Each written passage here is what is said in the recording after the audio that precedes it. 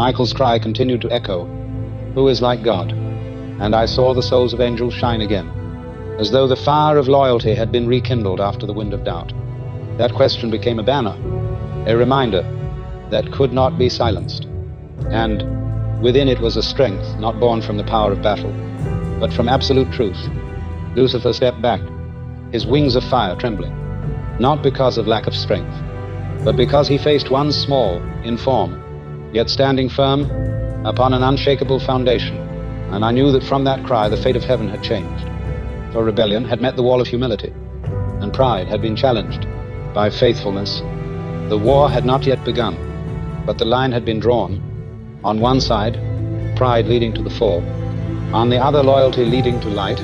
Heaven burst apart as the hosts chose their sides, 1/3 following Lucifer and 2/3 remaining faithful to God.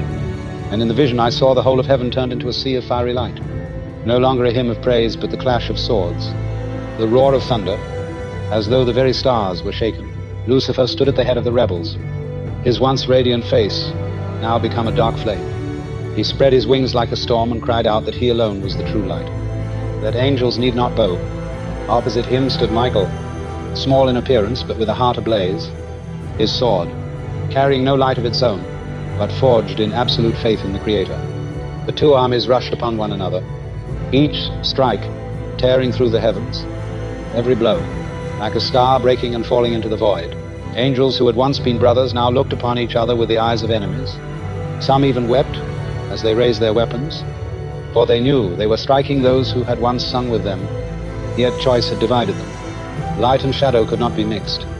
I felt the terror of it, for this was not a war of flesh and blood, but a war of will, where pride faced humility, where lies contended with love. Lucifer shouted, even as the battle raged. He cried that God was unjust, that true glory should belong to those who decide their own fate. But Michael answered not with argument, but with a cry repeated again and again through fire and thunder. Who is like God? Each time he spoke, the light of the faithful grew brighter, and I saw as though an unseen hand rested upon them, shielding them from the ruin of darkness. The battle dragged on, not to decide strength, but to reveal essence. For the longer they fought, the more Lucifer's light was deformed, from a blazing torch into black fire of destruction, while Michael's light grew ever clearer, not from himself, but because he perfectly reflected the glory of God. I heard the rebel souls scream, not only in pain, but in rage at their refusal to admit that love is stronger than pride. The battle reached its height when Lucifer faced Michael directly, one radiant in darkness,